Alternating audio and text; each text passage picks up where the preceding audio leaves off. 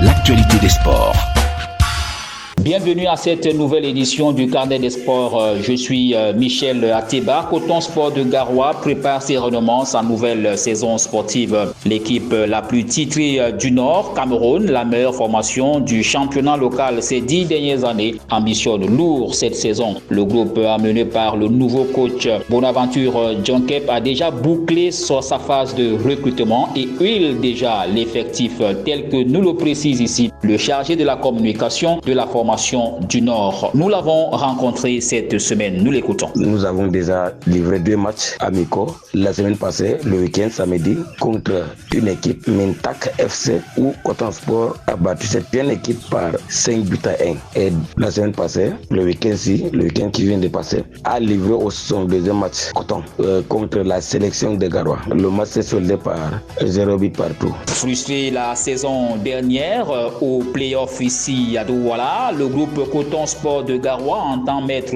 toutes ses chances de son côté cette fois-ci. Le week-end prochain, le samedi 9, l'équipe va se déplacer pour Maroua pour aller livrer un autre match amical contre Sahel FC local. Quant à Gazelle FC de Garoua, l'autre équipe de la ville de la capitale du Nord, pas d'informations pour le moment. Nous y reviendrons prochainement. Elles sont 16 formations qui prendront part au championnat 2024-2025 cette saison. Victoria United, alias Popo, champion sortant. Coton Sport de Garoua, Gazelle FC de Garoua, Stade Renard de Melon, Colombe du Sud, vainqueur de la Coupe du Cameroun de football, Dynamo de Douala, Canon Sportif de Yaoundé, Yon Sport Academy de Bamenda, PWD de Bamenda, l'Union Sportive de Douala, AS Fortuna de Yaoundé, Bamboutos de Mbouda, Fauve Azur de Yaoundé, Panthère Sportive du Ndé, l'Aigle du Mungo, tous deux promus, et enfin les Astres Football Club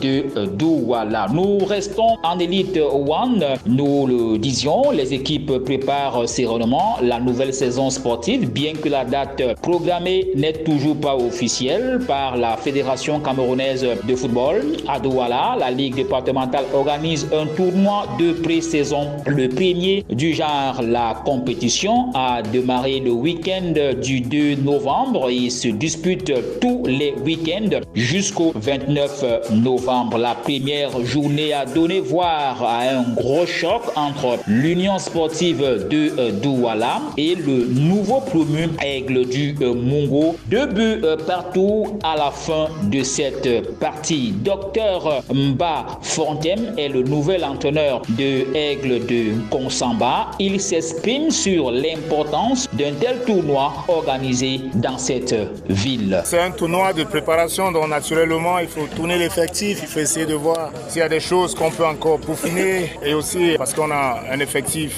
entièrement fait, ce sont des jeunes, donc pour d'expérimenter qui n'ont certains d'entre eux jamais joué à ce niveau de la compétition, donc pour un peu expérimenter la pression qui vient avec ce genre de match, et aussi le public et tout. Donc pour nous c'est un peu pour évaluer où est-ce que nous en sommes et voir comment on peut peaufiner la préparation pour le championnat. Bagafoué, qui est donc l'entraîneur de l'Union Sportive de Douala, après ce nul de 2 buts partout, le technicien fait la lecture de cette rencontre.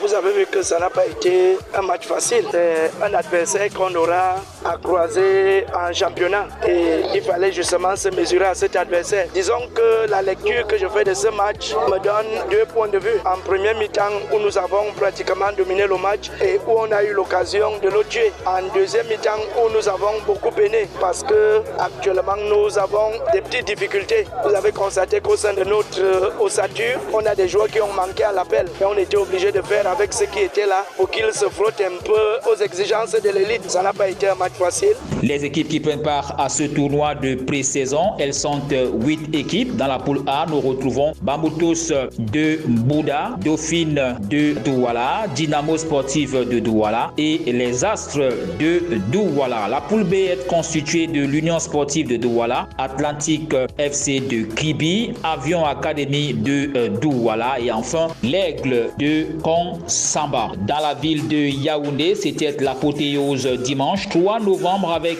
le tournoi international de la solidarité avec le Sacre de Fauve Azur de Yaoundé qui se succède à lui-même. La formation dirigée par Gabriel Aman, ex-entraîneur de Coton Sport de Garoua, a battu en finale le Canon sportif de Yaoundé sur le score d'1-0 grâce au buteur Aloïs Fouda à la 74e minute. Plusieurs équipes de Ligue 1 et division inférieure ont pris part à cette compétition de pré-saison. Du foot, encore du foot, les Lions indomptables et les éliminatoires de la Coupe d'Afrique des Nations 2025 au Maroc. La liste de Marc Brice pour les rencontres contre la Namibie le 13 novembre en Afrique du Sud et le Zimbabwe donc le 19 à Yaoundé. Cette liste-là est toujours attendue par la presse nationale et internationale. Nous avons appris la semaine dernière que la dite liste a déjà été déposée par l'entraîneur sélectionneur à la Fédération camerounaise de football qui tarde encore à donner le OK pour sa publication via la conférence de presse que va organiser l'entraîneur sélectionneur, le Belge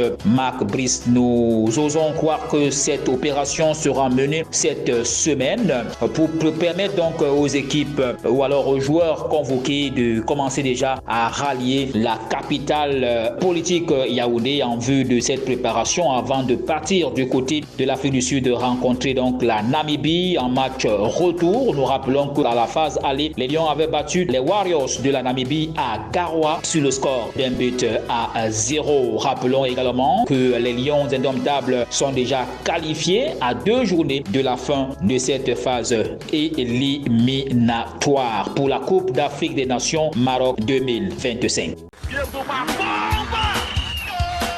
Du tennis, dans ce carnet des sports, le tournoi ITF, International Tennis Federation, s'est achevé le 2 novembre à Souza. C'est une petite localité située à quelques kilomètres de la ville de Douala. Eh bien, ce tournoi s'est disputé au complexe Ota, la Oyebok Tennis Academy. Chez les dames en simple, c'est l'Indienne Fayette Varatkar qui est sortie vainqueur en battant en finale la Tunisienne Iris Ergli. Nous vous proposons cette réaction de la jeune indienne qui a été rencontrée juste au terme de cette finale. It was a great tournament. Everything was great here. The coach, the people, thank you for all the support. And I just had a tough match. It went into a third setter. So I won 1-6, 7-6 and third set was 6-3. It was a pretty close match. My opponent, Iris, played well and I'm happy the way I played.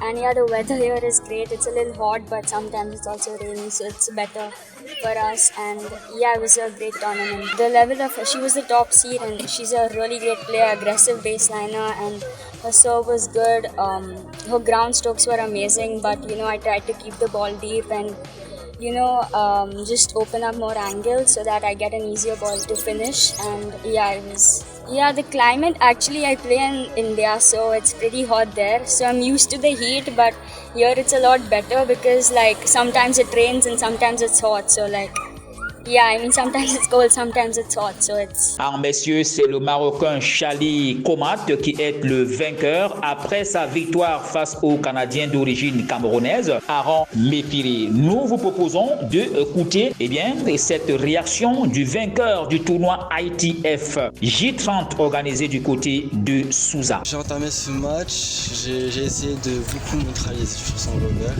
J'ai joué beaucoup de slices, beaucoup de balles hautes sur son revers pour après obtenir des balles courte et frapper et monter à la volée. Et je trouve que j'ai très bien réussi à faire ça. Et j'ai aussi bien servi, ce qui a fait beaucoup la différence sur quelques points importants. J'ai réussi à sortir des aces, des services gagnants et je pense que c'était mes armes aujourd'hui. Alors déjà, la qualité des infrastructures, je trouve que le club est très beau, des très beaux terrains, une très belle couleur de terrain. ici à Douala, vraiment c'est bien pour les jeunes, c'est bien pour les Camerounais. Et voilà, le niveau du tournoi était très correct, je trouve.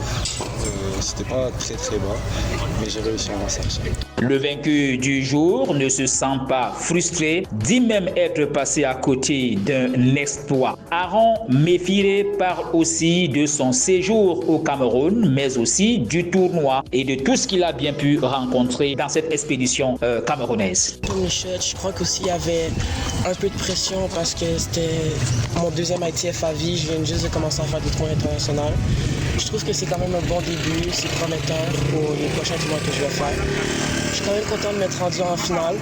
C'est une belle expérience et j'espère qu'à Yaoundé, je vais pouvoir faire mieux, m'améliorer et même pouvoir gagner le tournoi. Le tennis camerounais, je trouve ça correct. Il y a votre plus fort qui est vraiment fort. Il est parti jouer d'autres ITF, mais lui, il était vraiment, vraiment fort. Là. Votre meilleur est vraiment fort. Les autres, ils sont corrects. Mais personnellement, moi, je crois que je peux les battre. Mais ils sont bons. Ouais, c'est bon le tennis ici. C'est vraiment bien. En plus, vous avez des vraiment beaux terrains de tennis et il fait vraiment beau ici. Si je pourrais conseiller aux prochaines personnes, si c'est leur premier tournoi, ils pourraient bien venir commencer ici. Enfin, le rugby et la ville de Garoua, oui encore Garoua, qui va donc accueillir le tournoi dénommé Sahel 7 le 30 novembre prochain. 8 clubs du Septentrion seront engagés, dont 4 chez les messieurs et 4 chez les dames. Nous rappelons que ce tournoi est organisé par le groupe Esono et que c'est pas la première fois que le rugby atterrisse du côté de la ville de Garoua au même moment, c'est-à-dire ce 30 et le même jour d'ailleurs à Bafoussam aussi, se tient le tournoi Grassfield 7, organisé toujours par le groupe Esono. 14 équipes sont attendues, dont 10 messieurs et 4 équipes chez les dames. C'était le carnet des sports réalisé par Yves Anselme Tadiofort.